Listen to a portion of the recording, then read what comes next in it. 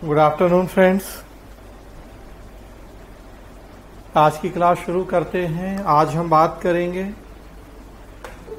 लोक प्रशासन का क्षेत्र या विस्तार, स्कोप ऑफ पब्लिक एडमिनिस्ट्रेशन,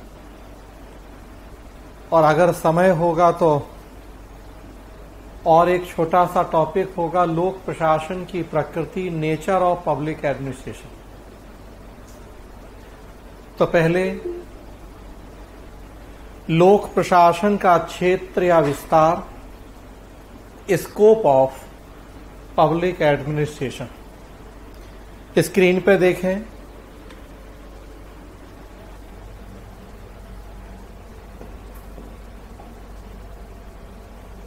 लोक प्रशासन का जो परंपरागत अर्थ किया गया है, traditional meaning of public administration, उसके अनुसार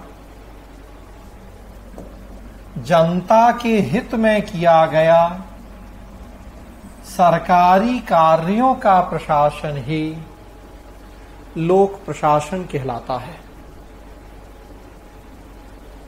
लोक शब्द के दो अर्थ हैं, जनता और सरकार। प्रशासन का अर्थ है विशिष्ट उद्देश्य की प्राप्ति के लिए किया गया सामूहिक प्रयास। इन सबको जब हम आपस में जोड़ते हैं तो लोक प्रशासन का अर्थ होता है जनता के हित में किया गया सरकारी कार्यों का प्रशासन ही लोक प्रशासन है। ये परंपरागत अर्थ है लोक प्रशासन का, जो before LPG, before 80s 90s प्रचलित था। अगर हम वहीं से बात को आगे बढ़ाएं कि सरकारी कार्यों का प्रशासन लोक प्रशासन है, तो सरकार के 3 अंग होते हैं।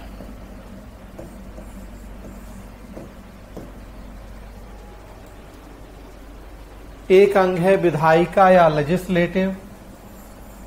काम होता है उसका विधि का निर्माण करना, फॉर्मेशन ऑफ लॉ, पॉलिसी बनाना। दूसरा अंग है एग्जीक्यूटिव या कार्यपालिका, जिसका काम है वो जो पॉलिसी बनती है, जो लॉ बनते हैं, उनको जनता के बीच में इम्प्लीमेंट करना, उनका क्रियान्वयन करना। और न्यायपालिका का कार्य है न्याय प्रदान करना, जुडिशियरी तीसरा अंग। और काम जस्टिस, लोगों के जो भी आपसी वाद विवाद हैं उनका निपटारा करना। तो सरकार के वास्तव में 3 अंग हैं और तीनों के अलग अलग कार्य हैं। अर्थ है कि सरकारी कार्यों का प्रशासन लोक प्रशासन है। तो फिर एक प्रश्न है कि सरकार के तो 3 अंग हैं, किस अंग के कार्यों का प्रशासन लोक प्रशासन है?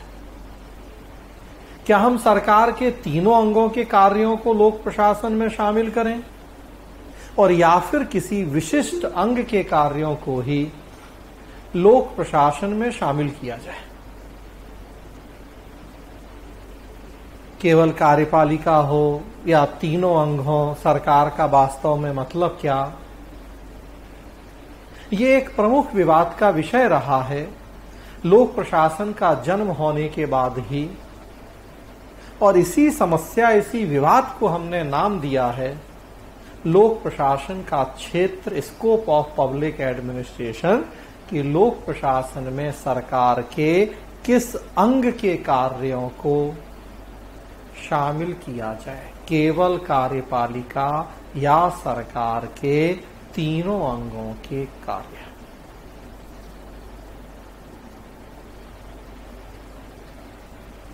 इस समस्या के समाधान के लिए अलग अलग स्कॉलर्स, अलग अलग थिंकर्स ने अपने अपने व्यूज दिए हैं, अलग अलग राय, अलग अलग दृष्टिकोणों का प्रतिपादन किया है। कुछ जो प्रमुख दृष्टिकोण हैं उनकी हम यहाँ आपसे बात करेंगे लोक प्रशासन के क्षेत्र के संदर्भ में। अगर हम भारत में सेंट्रल गवर्नमेंट की बात करें, केंद्र सरकार की, आप देखिए सरकार के 3 अंग हैं। संसद है, पार्लियामेंट जो कि विधायिका है, कानून बना रही है। मोदी सरकार तो जो मोदी मंत्रिमंडल है, कैबिनेट, काउंसिल ऑफ मिनिस्टर, वो एग्जीक्यूटिव है, कानूनों नीतियों को जनता के बीच में लागू कर रही है। और जो सुप्रीम कोर्ट है, सर्वोच्च न्यायालय, वो न्याय प्रदान कर रहा है, लोगों की आपसी विवादों का निपटारा कर रहा है। तो 3 अंग, तीनों के अलग अलग कार्य। राज्य में भी देखें आप तो उसी तरह से सरकार के 3 अंग। राज्यों की अपनी विधानसभाएं हैं, वहां मंत्रिमंडल हैं, सरकारें हैं, वहां हाई कोर्ट्स हैं। तो सरकार के 3 अंग, तीनों के अलग अलग कार्य। और हम बात कर रहे हैं कि बस यही प्रश्न है कि हम तीनों अंगों के कार्यों को लोक प्रशासन में शामिल करें और या किसी विशिष्ट अंग के कार्यों को लोक प्रशासन में शामिल किया जाए। जो ये डिबेट है कि सरकार के किस अंग के कार्यों का अध्ययन, ये डिबेट लोक प्रशासन का जब जन्म हुआ था 1887 में, उसके बाद से ही एक ये प्रमुख डिबेट हो गया है। तो थोड़ा सा संदर्भ है आगे का। 1887 में, 1887 में अमेरिका में पॉल साइंस के प्रोफेसर थे वुडरो विल्सन। बाद में वो 28th प्रेसिडेंट भी बने यूएस में। फर्स्ट वर्ल्ड वॉर के समय वही वुडरो विल्सन अमेरिका के राष्ट्रपति थे।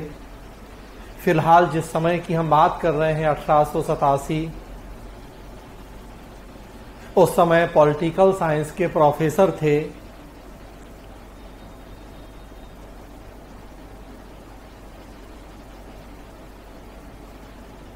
उन्होंने एक आर्टिकल लिखा, द स्टडी ऑफ एडमिनिस्ट्रेशन, या प्रशासन का अध्ययन, और उसमें एक कॉन्सेप्ट दिया उन्होंने, राजनीति प्रशासन द्वैत भाव, पॉलिटिक्स एडमिनिस्ट्रेशन डाइकोटोमी। द्वैत भाव का मतलब होता है अलगाव, सेपरेशन। विल्सन ने कहा उसमें कि राजनीति या पॉलिटिक्स का काम होता है नीतियों का निर्माण करना, और प्रशासन का काम होता है नीतियों का क्रियान्वयन करना। जब निर्माण किया जाता है तो मूल्यों को प्राथमिकता होती है, क्रियान्वयन किया जाता है तो तथ्यों को प्राथमिकता होती है। अभी मूल्य और तथ्य क्या है हमें उनसे मतलब नहीं है फिलहाल। यहां मतलब इस बात से है कि विल्सन यहां ये बताना चाह रहे थे कि राजनीति और प्रशासन दो अलग अलग, दो सेपरेट ब्रांचेस हैं जिनके अलग अलग काम हैं, उनके कामों का नेचर भी अलग अलग है। तो इसलिए इनका अध्ययन भी दो अलग अलग विषयों के द्वारा होना चाहिए। राजनीति या नीति के निर्माण का अध्ययन किया जाए राजनीति विज्ञान के द्वारा,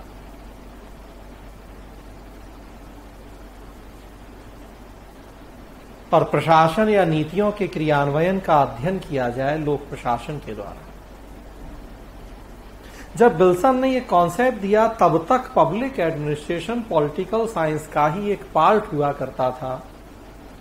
विल्सन खुद पॉलिटिकल साइंस के प्रोफेसर थे और वो इस तर्क के माध्यम से ये कहना चाह रहे थे कि लोक प्रशासन को पॉलिटिकल साइंस से अलग करके एक सेपरेट इंडिपेंडेंट सब्जेक्ट बनाया जाए। विल्सन का ये तर्क जो और विद्वान थे उन्हें पसंद आया कि हाँ बात तो सही है। विल्सन के इस द्वैत भाव के विचार को मान्यता मिली और यहीं से लोक प्रशासन का एक स्वतंत्र विषय के रूप में जन्म हुआ। वुडरो विल्सन को हम लोक प्रशासन का पिता, फादर ऑफ पब्लिक एडमिनिस्ट्रेशन कहते हैं।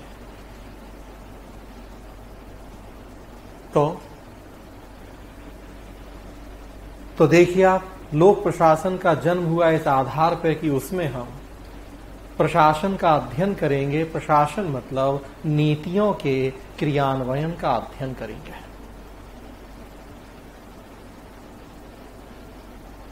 और हम अभी बात कर रहे हैं कि क्रियान्वयन का काम कार्यपालिका का है, तो दूसरे शब्दों में कहें तो हम कार्यपालिका का अध्ययन करेंगे। तो देखिए अब आप हो गई यहां कंट्राडिक्टरी सिचुएशन, एक विरोधाभासी स्थिति की नहीं।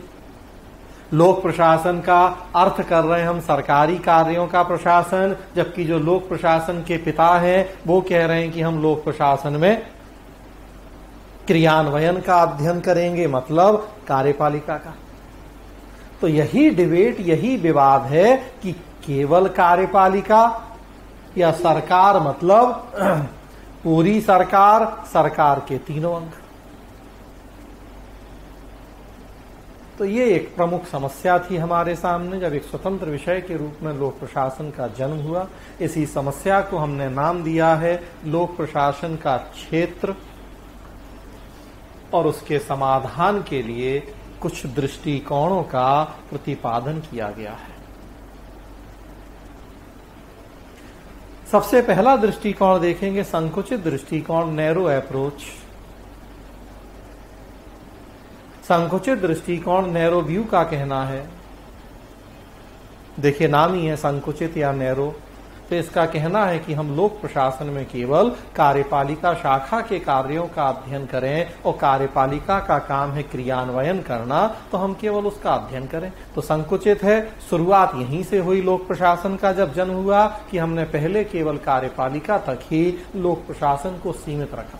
धीरे धीरे समय के साथ साथ फिर सोच बदलती गई, व्यापक होती गई, और हमने आगे चल के सरकार के तीनों अंगों के कार्यों तक लोक प्रशासन के क्षेत्र को व्यापक कर दिया। तो सबसे पहला दृष्टिकोण था संकुचित, इसने केवल कार्यपालिका, केवल क्रियान्वयन के कार्यों के अध्ययन की बात की। अगर इस दृष्टिकोण को हम अपनाएंगे तो कई फायदे भी हैं। सबसे बड़ा फायदा कि क्षेत्र छोटा होगा क्षेत्र छोटा होगा तो उसके निर्धारण में आसानी होगी। छोटा क्षेत्र है तो हमें बड़ा क्लियरली पता है कि क्या क्या पढ़ना है, क्या क्या पढ़ाना है, छोटी सी कम ही चीजें हैं। और चूंकि छोटा क्षेत्र है, बार बार पढ़ेंगे पढ़ाएंगे, विशेषज्ञता प्राप्त हो जाएगी। अगर बहुत ज्यादा चीजें पढ़ने पढ़ाने के लिए हो, दायरे बहुत व्यापक हो, तो फिर अब हर चीज की डेप्थ स्टडी करना थोड़ा कठिन हो सकता है, भटकाव नहीं होगा। बहुत बड़े क्षेत्र में यह भी डर है कि कुछ चीजें पढ़ें, कुछ चीजें छूट जाएं।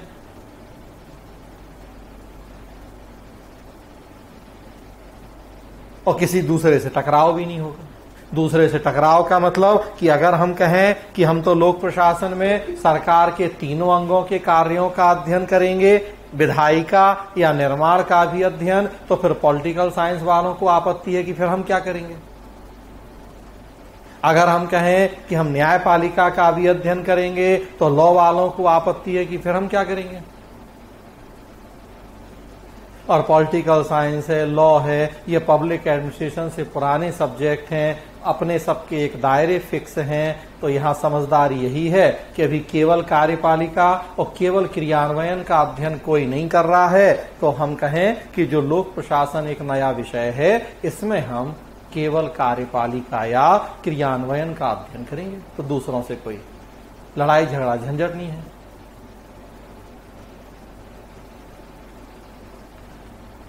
लेकिन दिक्कत क्या है, समस्या क्या है इस दृष्टिकोण को अपनाने में?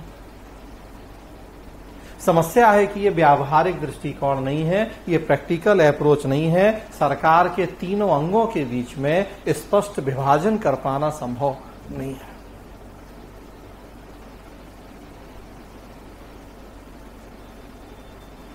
वो बुकिस या कहें बस किताबी सेपरेशन या डिवीजन है कि विधायिका मतलब निर्माण, कार्यपालिका मतलब क्रियान्वयन और न्यायपालिका मतलब न्याय। व्यवहार में ऐसा होता नहीं है। हर अंग की भूमिका दूसरे अंग के कार्यों में देखने को मिलती है, और स्पेशली अगर भारत जैसे पार्लियामेंट्री डेमोक्रेसी, संसदीय लोकतंत्र वाले देशों में देखें, तब तो विशेष रूप से सरकार का हर अंग दूसरे अंग के कार्यों को चेक एंड बैलेंस करता है। एक अंग की भूमिका दूसरे अंग के कार्यों में देखने को मिलती है। कार्यपालिका क्रियान्वयन तो करती ही है, लेकिन डेलीगेटेड लेजिस्लेशन या प्रत्यायोजित विधायन के अंतर्गत कार्यपालिका विधियों के निर्माण में भी महत्वपूर्ण भूमिका निभाती है। एडमिनिस्ट्रेटिव ट्रिब्यूनल्स या प्रशासनिक न्यायाधिकरणों के माध्यम से कार्यपालिका न्याय कार्य भी संचालित करती है। उसी तरह से जब कार्यपालिका क्रियान्वयन करती है तो विधायिका उस पर कंट्रोल करती है, न्यायपालिका उसकी समीक्षा करती है। मतलब क्रियान्वयन में केवल कार्यपालिका का रोल हो ऐसा नहीं है, विधायिका और न्यायपालिका की भी भूमिका देखने को मिलती है। तो हर अंग दूसरे से जुड़ा है। ऐसी स्थिति में फिर इस दृष्टिकोण को हम कैसे माने और कैसे लागू करें? अगर ये मान भी लें कि केवल कार्यपालिका, तो ये नहीं मान सकते कि केवल क्रियान्वयन, और या ये मान लें कि केवल क्रियान्वयन, तो ये नहीं मान सकते कि केवल कार्यपालिका, क्योंकि क्रियान्वयन में तीनों की भूमिका है और कार्यपालिका केवल क्रियान्वयन नहीं कर रही है, निर्माण और न्याय में भी उसकी भूमिका है। तो दृष्टिकोण के कई सारे फायदे, लेकिन इस दृष्टिकोण को अपनाने में कुछ समस्या है। तो पहला दृष्टिकोण था संकुचित दृष्टिकोण। दूसरा दृष्टिकोण आया पोज्ड कॉर्ब दृष्टिकोण। पोज्ड कॉर्ब दृष्टिकोण लूथर गुलिक नाम के विद्वान के द्वारा प्रतिपादित किया गया। लूथर गुलिक अमेरिकन पॉलिटिकल साइंटिस्ट थे। उन्होंने इस दृष्टिकोण का प्रतिपादन किया। इसमें उन्होंने 7 कार्यों की चर्चा की। अंग्रेजी के 7 शब्दों के प्रथम अक्षरों से मिलके बना है पोस्कॉर्ब। पी प्लानिंग या नियोजन करना, ओ ऑर्गेनाइजिंग या संगठन बनाना, एस स्टाफिंग या कार्मिकों की भर्ती करना, डी डायरेक्टिंग या निर्देशन देना, सीओ कोऑर्डिनेटिंग या समन्वय करना, आर रिपोर्टिंग या प्रतिवेदन मंगाना, बी बजटिंग या बजट बनाना।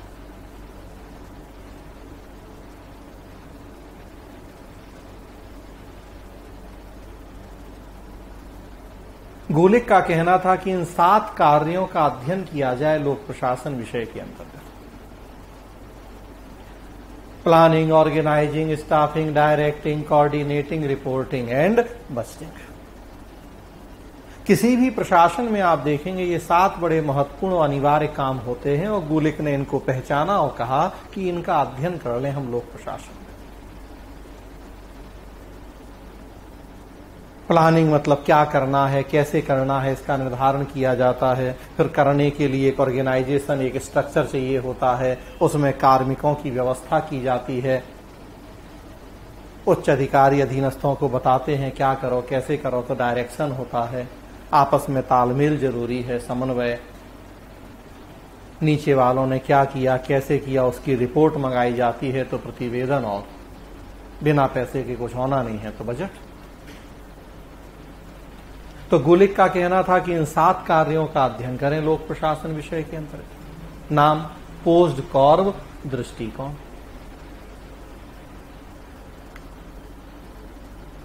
अगर इस दृष्टिकोण की हम समीक्षा करें तो आप देखेंगे ये लोक प्रशासन का एक बहुत आधारभूत दृष्टिकोण या सिद्धांत है। आप किसी भी देश में चले जाइए, किसी भी तरह के प्रशासन में चले जाइए, इवन लोक प्रशासन नहीं आप निजी प्रशासन में भी चले जाइए, तो ये जो 7 कार्य बता रहे हैं लूथर गुलिक, हर जगह आपको ये संपन्न होते हुए दिखाई देंगे। मतलब बिना इनके किसी संगठन, किसी प्रशासन की कल्पना ही हम नहीं कर सकते। अनिवार्य रूप से ये 7 कार्य संपन्न होने ही होने हैं।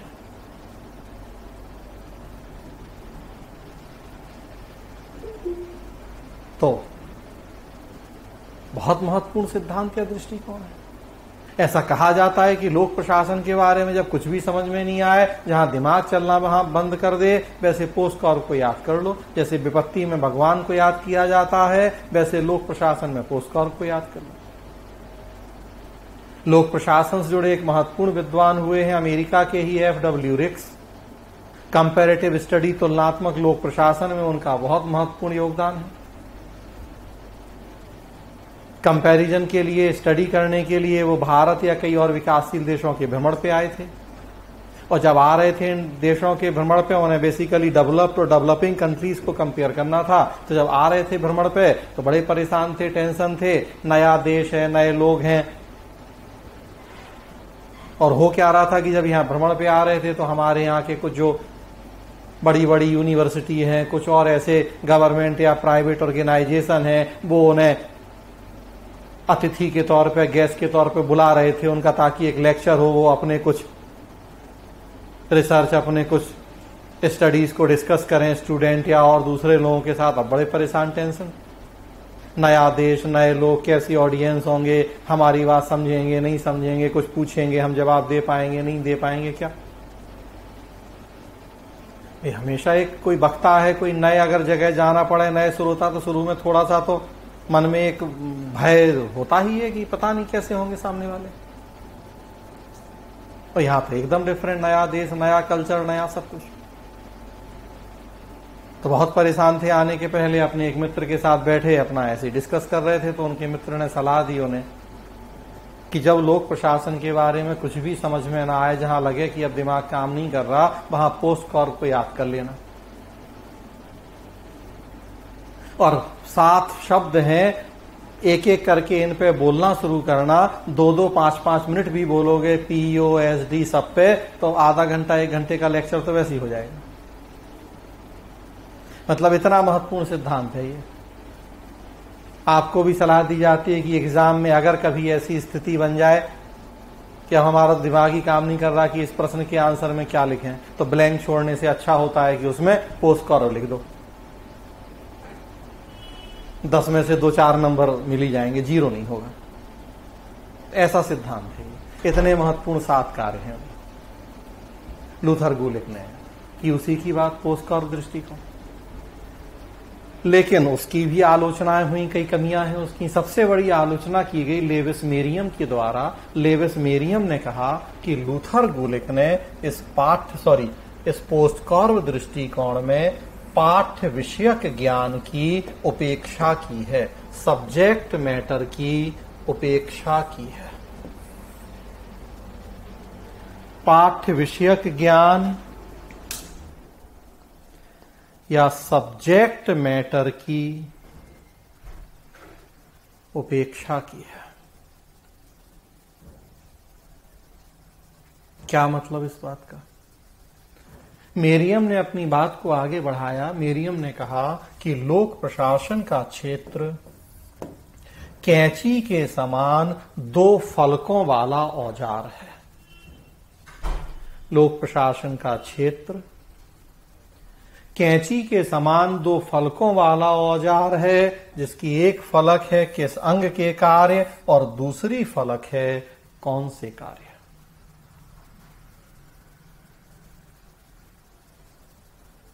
किस अंग के कार्य और कौन से कार्य।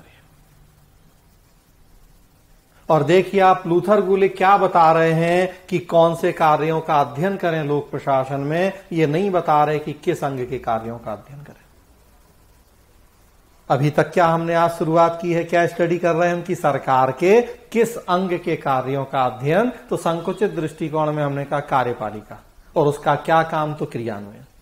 मतलब कौन सा अंग और उसका क्या कार्य। और लूथर गुलिक देखिए कह रहे हैं कि 7 कार्यों का अध्ययन करें। तो कौन से कार्य बता रहे वो, लेकिन वो 7 कार्य किसके, उसकी बात नहीं कर रहे। वो जो 7 कार्य हैं, अभी मैंने कहा कि कहीं भी चले जाइए, कोई भी देश हो, संगठन हो, प्रशासन हो, लोक हो, निजी हो, शिक्षा हो, स्वास्थ्य हो, हर जगह वो 7 कार्य संपन्न होते हैं। तब ये तो बताना पड़ेगा आपको कि किसके पोस्टकॉर्प की स्टडी करेंगे हम। विधायिका का पोस्ट कॉर्प की कार्यपालिका का पोस्ट कॉर्प, शिक्षा का पोस्ट कॉर्प या चिकित्सा का पोस्ट कॉर्प, हम किसकी स्टडी करें? आप इसकी चर्चा ही नहीं कर रहे। आप तो बस कार्य बता रहे, किस अंग के कार्य, उसकी चर्चा नहीं कर रहे। वास्तविकता यह है कि हर जगह, हर प्रशासन संगठन में ये 7 कार्य संपन्न होते हैं, लेकिन इन 7 का नेचर हर जगह एक जैसा नहीं होता है।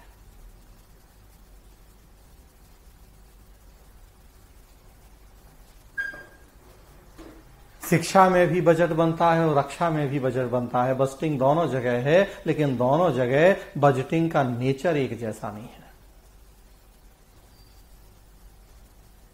शिक्षा के बजट में हम बांग्लादेश से तुलना नहीं करें, नेपाल से तुलना नहीं करें, थोड़ा कम भी खर्चा कर दें तो चल जाएगा, हमारा आंतरिक मामला है। लेकिन रक्षा में तो हमें पाकिस्तान को भी देखना है, चाइना को भी देखना है, तो वहां की एक रोटी कम खाएंगे, लेकिन रक्षा बजट से समझौता नहीं कर सकते। मतलब बजटिंग तो दोनों जगह है, शिक्षा और रक्षा में, लेकिन बजटिंग के पीछे जो पॉलिसी है सरकार की, जो सोच है, वो एक जैसी नहीं है। तो तरीका एक जैसा नहीं होगा, प्रक्रिया बदलेगी, क्योंकि सोच ही, हमारा पर्पज ही अलग अलग है, उद्देश्य दोनों के एकदम अलग अलग है।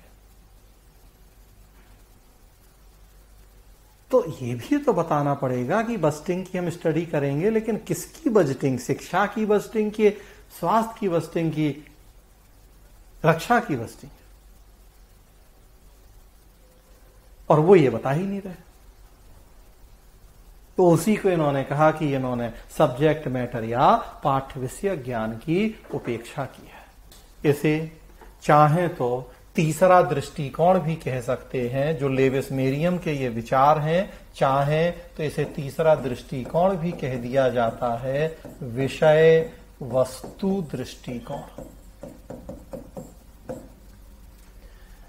विषय वस्तु दृष्टिकोण भी कहा जाता है इसी को, जो ये लेविस मेरियम के विचार हैं।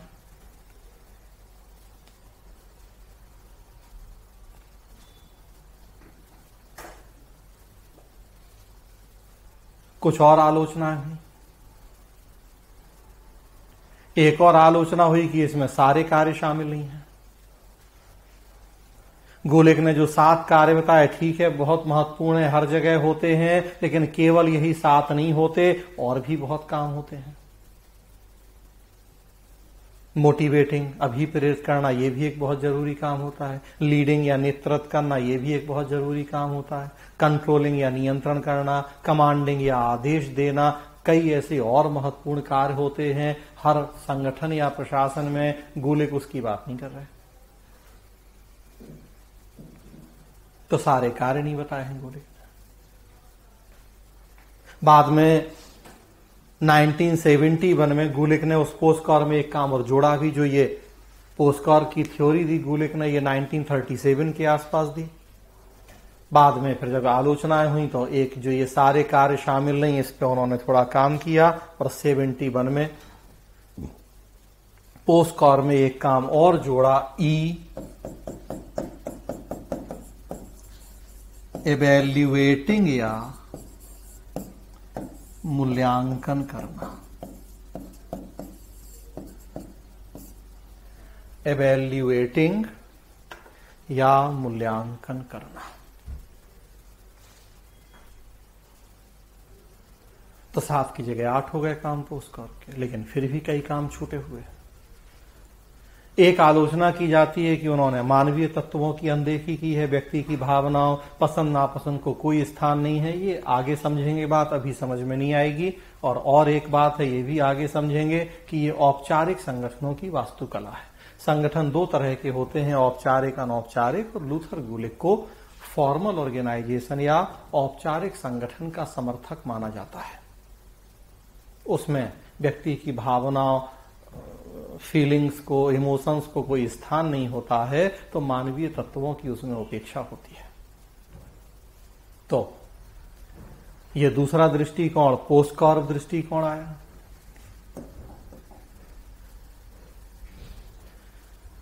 तीसरा दृष्टिकोण आया व्यापक दृष्टिकोण, ब्रॉड व्यू।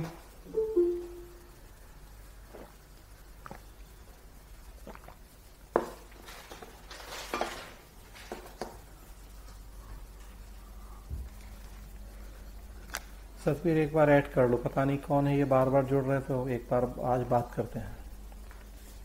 इनका छूट गया है, अब इनको ऐड करो। तीसरा दृष्टिकोण व्यापक दृष्टिकोण, ब्रॉड व्यू, संकुचित का एकदम विपरीत। इसने कहा कि हम सरकार के तीनों अंगों के कार्यों का अध्ययन करेंगे लोक प्रशासन में। और क्यों ऐसा? क्योंकि ये बात सही है कि तीनों अंगों के बीच में स्पष्ट विभाजन कर पाना, क्लियर कट डिवीजन कर पाना तीनों अंगों उनके कार्यों में, ये पॉसिबल नहीं है। तो हम सरकार के तीनों अंगों के कार्यों का अध्ययन करेंगे, विधायिका भी, कार्यपालिका भी, न्यायपालिका भी। जो संकुचित के फायदे हैं वो इसकी कमियां हैं, जो संकुचित की कमी है वो इसका फायदा, कि ये एक व्यावहारिक दृष्टिकोण है, भाई सच्चाई है ये। और स्पेशली हमने कहा संसदीय लोकतंत्र में तो विशेष रूप से चेक एंड बैलेंस है, हर अंग की भूमिका दूसरे अंग के कार्यों में देखी जाती है। और कई सारी कमियां हैं इसकी कि क्षेत्र का निर्धारण कठिन है, संकुचित के एकदम विपरीत है। चूंकि बहुत व्यापक क्षेत्र हो जाएगा, भटकने का डर रहेगा, हर चीज की डेप्थ स्टडी नहीं कर पाएंगे तो विशेषज्ञता नहीं मिलेगी, और भाई दूसरों से टकराव भी होगा। पॉल साइंस वालों को भी आपत्ति हो सकती है, लॉ वालों को भी आपत्ति हो सकती है कि जिन बातों का अध्ययन हम कर रहे हैं, आपसे पहले से कर रहे हैं, उन्हीं बातों का अध्ययन आप क्यों और कैसे करेंगे, फिर हम क्या करेंगे, आप हमारे क्षेत्र में इंटरफेयर कर रहे हैं, ओवरलेप होगा तो भाई सच्चाई है। हाँ, लेकिन प्रैक्टिकल है ये कि हम अलग अलग कर ही नहीं सकते तीनों अंगों के कार्य। तो ये आया व्यापक दृष्टिकोण, तीसरा चौथा जो भी करे। अगला दृष्टिकोण आया आधुनिक दृष्टिकोण, मॉडर्न व्यू। जो आधुनिक दृष्टिकोण था ये पारिस्थितिक दृष्टिकोण पर आधारित था।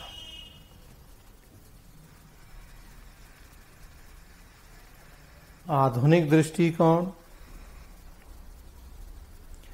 पारिस्थितिक दृष्टिकोण पर आधारित था, इकोलॉजिकल अप्रोच पे। तो थोड़ा सा पहले उसे जानेंगे कि इकोलॉजिकल अप्रोच क्या है और तब फिर आधुनिक दृष्टिकोण क्या है।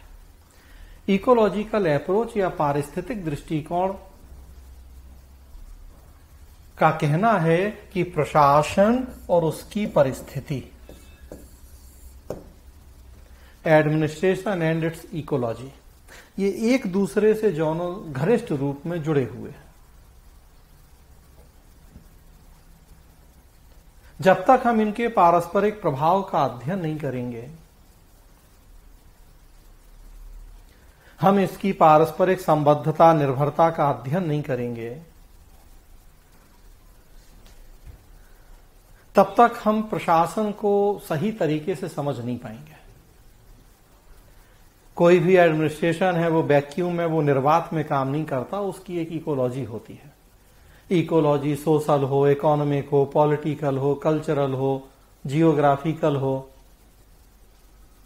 क्लाइमेट हो, बहुत सारी चीजें हैं जो कि बड़ी मात्रा में प्रभावित करती हैं प्रशासन को, उसके कार्यों को, उसके स्वरूप को, उसकी गतिविधियों को। तो बिना प्रभाव का अध्ययन किए प्रशासन को समझ पाना संभव नहीं है।